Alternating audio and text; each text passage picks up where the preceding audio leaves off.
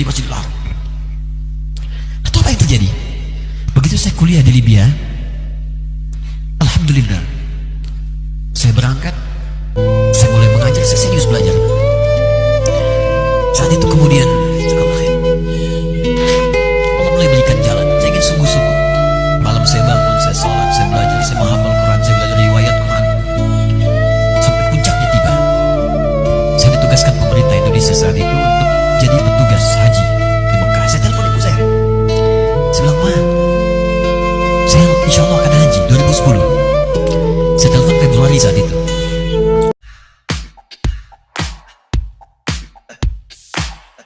Pada ibu saya, bahkan Allah akan turunkan saat di dunia. Ayah saya meninggal saat saya masuk pesantren. Dan baiknya saya rasakan luar biasa. Beliau mengajar di musalla kecil dulu, sekarang jadi masjid. Itu saya selalu di bawah. Beliau mengajar, saya tidur. Sekarang gantian, saya mengajar, beliau tidur. Dan kadang di pangku, gendong sampai pulang. Saya pernah sengaja pura-pura tidur untuk ingin tahu apa yang dikerjakan ayah saya di jalan. Jaga betul supaya nggak bangun. Begitu saya disimpan di kasur dan bangun, diajak bercanda. Saya mau masuk pesantren, beliau nggak sempat ngantar. Saya bertemu, beliau menangis, peluk saya, minta maaf, nggak bisa ngantar ke pesantren. Saya belum mengerti apapun saat itu. Saya bertekad, insya Allah saya belajar dengan sungguh-sungguh. Sepekan 2 pekan saya dapat panggilan pulang. Saya tanya pada kakak saya yang ikut, sekarang ada di sini. Di mana ayah? Beliau nggak jawab. Sampai di Bandung, paman saya, beliau sekarang Sekum MUI Jawa Barat, langsung menyampaikan, nampaknya nggak akan terkejar sampai sana, mungkin sudah dimakamkan. Saya ngerti, paham saat itu bahwa beliau telah wafat. Maka saya pulang. Maghrib saya sampai, saya dapati ibu di ruangan tengah. Saya datangi, saya menahan tangis, tidak menangis sedikit untuk membahagiakan ibu saya. Saya datang, saya peluk, saya temani tidurnya. Itu pertemuan saya dengan ayah saya terakhir di mimpi. Saya bermimpi melihat sudah pakai kemeja, tersenyum, mendadahi saya. Sudah. Besoknya saya cari ke kamar. Ternyata Allahu Akbar, apa yang selama ini saya pelajari di pesantren, kitabnya sudah ada di kamar semua. Sudah disiapkan. Saya menangis saat itu. Saya bawa mushaf. Jadi bapak saya, ayah saya, itu bajunya pun saat wafat dibagikan kepada sahabat-sahabatnya. Bajunya, kitab-kitab ini bagikan. Ibu saya menunjukkan kemudian ada jam yang nanti nak pakai. Saya bilang simpanlah. Saya bawa mushaf. Dengan mushaf itu saya duduk di ruangan tengah, saya menghadap ke kiblat dan saya mohon kepada Allah, ya Allah, saya tak punya kemampuan lagi membahagiakan ayah saya saat hidup di dunia, tapi mohon jadikan setiap huruf dalam Al-Quran ini, ya Allah, pahalanya mengalir untuk ayah saya. Begitu saya bacakan saat itu, tak bisa saya berhenti, dan tiba-tiba langsung masuk ayatnya, artinya, posisinya, nomornya, gak pernah berhenti, masuk. Dan saya bertekad ingin berbuat baik. Puncaknya saya sekolah. Ibu, ya Allah, saya ingin berbakti pada ibunda saya. Anda tahu apa yang terjadi? Demi Allah saya katakan, ketika Anda bersabar, ibu saya, Bu, Pak, itu krisis 97 Pak. Waktu krisis saya masuk pesantren, saya diberikan sempurna bekal seperti anak-anak lain. Rupanya ibu saya sudah tanya kepada santi-santi, orang tuanya, berapa bekal Anda kasihkan? Dikasih yang paling tinggi itu dikasihkan pada kami tiap bulan. Saya terima. Satu kali libur saya pulang dari jauh, ibu saya tersenyum melihat dan timur pakaian lihat saya. Begitu saya tiba, kaget saya. Kok pakaian ibu saya, pakaiannya nggak cocok dipakai gitu. Ini bukan pakaian ibu saya, kayak kain pel lah kalau sekarang. Saya masuk ke rumah, saya kejar, saya buka pakaiannya, lemari, saya nggak temukan sedikit pun. Saya kejar kakak saya, dia sudah siapkan makan. Kak perempuan kami yang kedua, mana pakaian ibu saya? Perhatikan jawabannya. Dia menangis saat itu.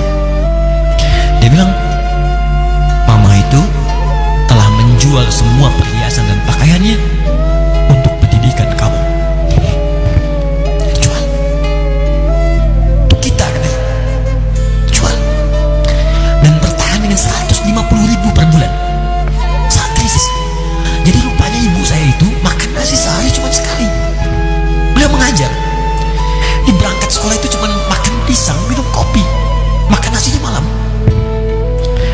bilang, ya Allah, saya akan ganti baju ibu saya dengan kain ihram dan saya gandeng tangannya di Masjidil Haram.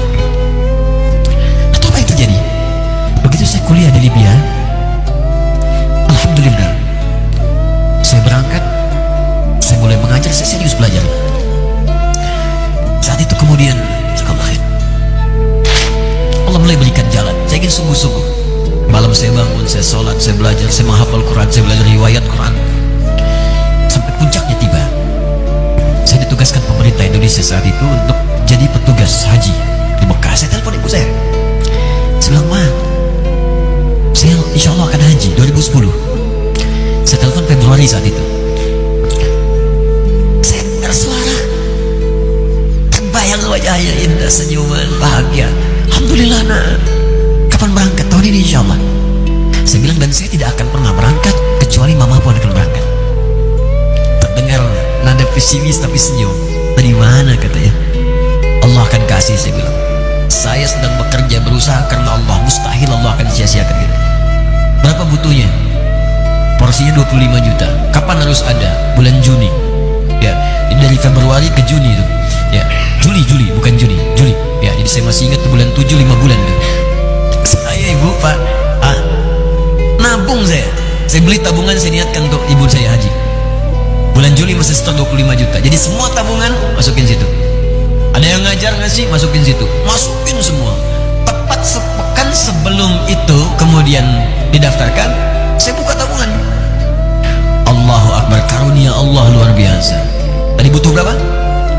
25 juta. Begitu dibuka, Masya Allah, 1 juta. Karena beasiswa nggak banyak, 1 juta. Tapi 3 hari sebelum daftar, entah dari mana ibu-ibu pengajian di KBRI datang. Ustaz, ibu katanya mau haji juga ya? Ustaz mau haji ya? Ibu ikut ya? Sudah nggak usah dipikirin, nanti kami yang pikirkan semuanya. Tiba-tiba dikirim, bayar porsinya di sana, dapat koper paling besar. Bayangkan, tadinya kopernya belum datang, telepon lagi, nak, koper belum datang katanya. Saya bilang, Ma, tenang aja, apa hajinya nggak jelas ini? Tidak jelas, saya bilang, insya Allah. Ya, nah cuman beritanya berbeda. Begitu saya telepon lagi, Ma, gimana bisa? Nah, telah keluar pengumumannya. Kapan, Ma? 2013. Loh, kan saya hajinya 2010, nggak bisa, harus 2010. Lihat kalimat ibunda saya. Nah, jangan pernah mengambil hak orang lain. Allah kasih 2013, alhamdulillah. Saya bilang, Ma, kita tidak harus mengambil hak orang lain, tapi kita meminta kepada Allah yang memanggil kita. Boleh jadi Allah akan berikan tambahan kuota pada tahun ini. Doa lagi, minta, nong ke masjid. Tiba-tiba ada sidang oke di Istanbul saat itu, keputusan 1.000. Setiap ada 1.000 muslim, 1 kuotanya. Saat itu Indonesia dapat tambahan 22.000, termasuk ibu saya ada di situ. Ya, acara malam Al-Qadar 27 Ramadan, malam masih ingat betul. Saya jadi MC dengan rektor pada saat itu. Saya nggak pernah bawa handphone. Tiba-tiba handphone itu saya bawa, berbunyi kemudian telepon itu. Saya minta pada rektor izin, saya angkat dulu, diperkenankan. Saya kemudian ke belakang masjid, saya angkat. Tiba-tiba saya dengar suara sudah menangis. Nah, katanya, kenapa, Ma? Alhamdulillah, Mama bisa haji. Ternyata kuota itu termasuk ibu saya. 5 bulan, Pak. Bayar biasa, nggak bayar tambahan, nggak ada macam-macam, bisa berangkat. Begitu saya berangkat duluan, saya tungguin betul di apartemennya, di maktabnya sampai datang. Begitu sudah datang, saya nggak sapa, saya lihat dari jauh. Bahagianya saya bisa mengganti pakaian tadi yang lusuh dengan kain ihram. Saya perhatikan, saya ikuti dari belakang. Di lift, saya ikuti. Di jalan, saya ikuti. Begitu sampai Masjidil Haram, saya gandeng tangannya. Ma, kita sama-sama. Labbaik Allahumma labbaik, labbaik la syarika lak labbaik. Saya tawaf, saya gandeng ibu saya lindungi supaya dapat kenikmatan dalam tawafnya. Begitu saya rasakan bagaimana Sayyidah Hajar bekerja keras untuk Ismail. Saya balas di situ. Saya gandeng tangan yang kanan. Saya minta pada Allah, muliakan ibu saya, Allah muliakan ibu saya, muliakan, berikan saya kesempatan membahagiakannya. Cuman yang kanan digandeng, yang kiri kosong, karena sudah tidak ada. Ketika Anda belajar pun untuk menjadi ulama, Allah akan muliakan Anda. Orang tua Anda akan dapat bagiannya. Yang hafal Quran itu Musa, yang bisa haji bapak ibunya. Kemarin saya jadi Amirul Hajj dari kedutaan Saudi berangkat, membawai 350 orang rombongan. Siapa yang saya bawa? Ahli Quran yang hafal Quran, anak-anaknya. Ahmad Kamil yang haji, pengajarnya, murabbinya, ibunya, temannya, banyak yang berangkat. Yang berangkat siapa? Calon ulama. Dia jadi ulama itu jangankan sudah jadi, kalau benar caranya, baru bergerak pun Allah pasti akan jaga. Kalau benar caranya. Di satu pertanyaan tadi, pilih mana orang soleh atau ulama? Jangan pisahkan, karena jadi ulama itu adalah tingkat tertinggi bagian dari orang saleh. Jadi mesti ada yang jadilah di keluarga. Pilih satu mungkin ahli Quran, dua ahli hadis, yang lain dunia, tapi dunia diniatkan membantu ibadah. Jadi arsitek buat bangun masjid, bangun pesantren, pahala banyak. Insya Allah akan dibuka oleh Allah. Insya Allah. Ya, kurang lebih begitu ya. Satu pertanyaan tadi, ya apa beda antara orang soleh dengan ulama? Allah Ta'ala alam bissawab. Hati saya sedih. Yang pertama, menyimak perjuangan orang tua Ustadz, Masya Allah. Semoga ayah jadi ahli surga, ibu pun dimuliakan dunia akhirat. Tapi dari tadi saya sedih sekali.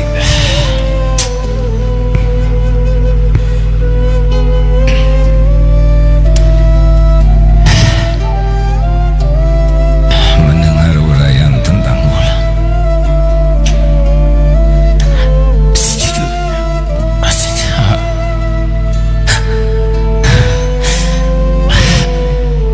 Sepertinya jauh sekali dari yang sampai tadi. Saya Quran belum ngerti. Jangan kenapa bahasa Arab juga tidak fasih. Ilmu kita gimana Ustaz? Nggak kepikir punya posisi seperti sekarang ini. Tapi kalau kriteria ulama seperti tadi,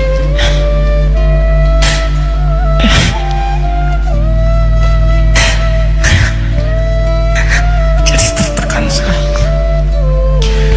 Alhamdulillah, Allah memberikan jalan di dalam Al-Quran dengan membagikan kualifikasi ulama kepada dasar-dasar yang pokok yang dimiliki, lalu cabang-cabang di pengetahuan. Alhamdulillah, ulama itu banyak. Yang gak hafal Quran ada ulama dah hafal Quran. Yang tak bisa bahasa Arab banyak.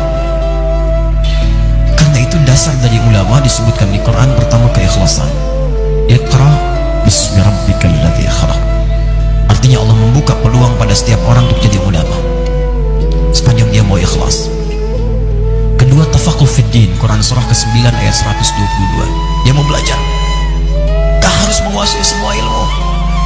Tidak, apa yang kita ingin ajarkan itu yang kita dalami. Sepengetahuan kami demikian. Saya pernah dinasihati profesor kami saat di Libya, semoga Allah muliakan beliau. Nah, kata beliau,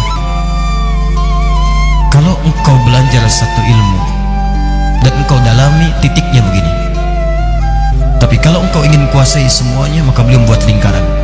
Engkau tidak akan mendapatkan apapun, kosong. Itulah hikmahnya Allah jadikan bahkan para imam mazhab ada 4.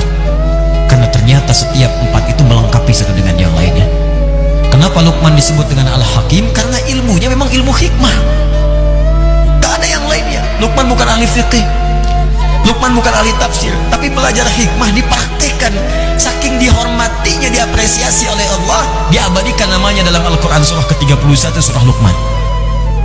Imran bukan ulama, Imran orang soleh, tapi menyiapkan anaknya Maryam dekat dengan Allah.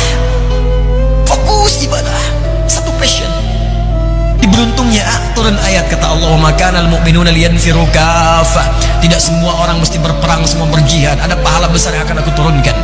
Ya, falaula nafara min kulli firqatin minhum ta'ifah liyatafaqahu fid din. Hendaklah ada sebagian orang yang ingin bertafaqquh fid din. Ad-din itu Islam. Quran surah ketiga ayat 19. Inna dina indallahil Islam. Islam pun dibagi lagi di hadis Muslim. Ya, pertama, al-Islamu an tashhada an la ilaha illallah wa anna Muhammad Rasulullah. Orang Islam itu bersyahadat, syahadat ada ilmunya. Quran surah ke-47 ayat 19. Fa'lam, mesti punya ilmu annahu la ilaha illallah, untuk bisa menguatkan tauhid kita bahwa tidak ada Tuhan selain Allah. Ilmunya disebut dengan ilmu tauhid. Ada ulama yang fokus di tauhid saja. Kalau bisa ambil itu, dalami.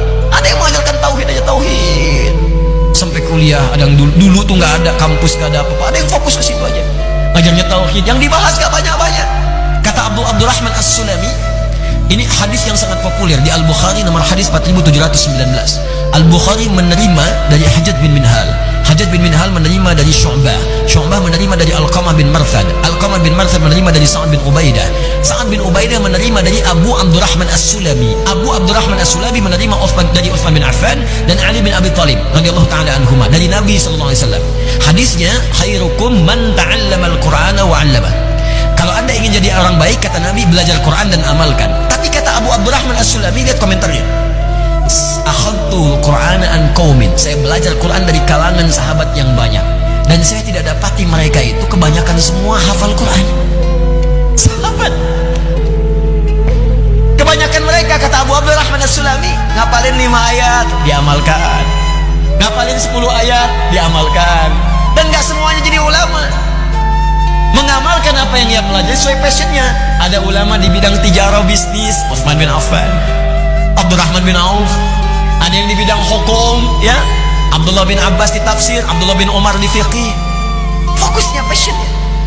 Kemudian nanti ada fikih sholat, waktu qimah sholat, ahli di bidang fikih. Ada tauhid, ada fikih, ada usul fikih. Alhamdulillah, Allah karuniakanlah di tauhidnya. Bukankah Nabi pertama buka pesantren tauhid, Darut Tauhid? Ya kan, di Mekah itu kan Darut Tauhid. Allah alhamdulillah punya 400 meter di awalnya. Nabi mungkin 40 kali 40 nggak nyampe. Dan itu wakaf. Makanya fitrah dakwah itu awalnya pasti itu wakaf, kontrak dulu. Nabi kan dulu wakaf, dipakai dulu tuh punyanya Arqam bin Abi Arqam, Baitul Arqam, Darul Arqam. Anak muda 17 tahun mewakafkan rumahnya untuk taklim Nabi. Peserta cuma 40 orang. Dikenal as-sadiqun al-awwalun. Yang diajarkan tauhid aja. Kalau Nabi tauhid, tauhid. Tapi alumni Darul Arqam menyebar ke muka bumi, semua sukses dan berhasil membawa risalah Islam. 40 orang. Hebatnya di situ, kalau ikhlas, dekatkan oleh Allah. Datang Abu Bakar, bagian donaturnya. Datang Utsman lagi, dikenalkan orang-orang hebat. Maka di situ jadi donasi kuat. Makanya saat pindah ke Madinah, masjidnya lebih luas, lebih luas, orang lebih banyak lagi. Itu fitrah. Kalau kita ikhlas, awalnya mungkin kontrakan, rumah biasa, Allah akan kirimkan orang-orang hebat dengan dananya, dengan supportnya, dengan kekuatannya. Ahli militernya masuk Islam, lah Khalid bin Walid, ahli militernya. Mungkin nanti panglima akan datang, ini akan datang, banyak orang datang. 12.000 akhirnya. Dari 40, Nabi punya 12.000 sahabat kemudian hari. 38 jadi panglima. Satu panglimanya bisa setara untuk menaklukkan Persia dan Romawi. Alhamdulillah, syukuri. Mau fokus di tauhid, fokus di hikmah, silahkan. Mungkin kami yang di fiqih, ada yang di Quran, ya, fokus dan saling melengkapi. Alhamdulillah, terakhir ini kami bersinergi, silaturahim, kiai-kiai ke daerah, terus mengumpulkan teman-teman. Saya mengusulkan, yuk kita bikin database para ustadz. Kemudian passionnya, spesialisasinya dituliskan dan disebarkan ke masyarakat untuk dirujuk. Ini loh, kalau mau belajar tauhid, ayo ke Agim, berangkat semua. Kita tunjukkan di situ. Yang mau tafsir ke Ustadz Fulan, hadis ke Ustadz Fulan, kita bikin database-nya, sampaikan. Dan di situ ada saling melengkapi dan saling mendoakan. Saya doakan, sampai yang mentahdir saya pun dulu saya doakan. Yang mencela saya doakan. Saya nggak pengen punya musuh, cukup setan musuh saya sudah susah saya. Saya nggak pengen punya yang lain. Saya nggak mau pulang ke akhirat bertemu Nabi lalu ada orang dihukum karena saya nggak mau. Saya nggak mau. Ya kata guru saya, nah kamu nanti siang berdakwah, tatap wajah orang-orangnya. Kamu malam sholat, minta sama Allah supaya dijaga, dan kalimat yang kamu sampaikan sampai ke jiwa mereka. Ikhlaslah, karena itu yang paling sulit. Karena itu untuk menjadi ikhlas, saya bikin yayasan Quantum Arcana Institute. Itu semua aset yang sudah masuk kami jadikan wakaf karena Allah. Kami kirimkan murid-murid keluar untuk belajar. Kita siapkan sekolah-sekolah. Jadi begitu mereka pulang, mereka teruskan. Saya wafat digantikan. Selesai. Nikmat sudah. Dunia dunia itu capek itu biasa, Bu. Capek merawat anak biasa, Bu, karena dunia tempat capek. Nanti kalau kita sudah selesai, Pak, istirahat, gak akan diganggu. Baru istirahat dibangunin, saya baru istirahat dibangunin. Tadi pagi pertanyaan sekantong kresek. Belum napas ada lagi, biasa capek. Nanti kalau udah istirahat yang sesungguhnya, selesai tugas kita, meninggal enak istirahat, ya Allah, nggak ada yang bisa ganggu. Orang meninggal dibangunin gak akan bangun-bangun. Istirahat kita, tinggal kita mendapatkan apa yang Allah janjikan.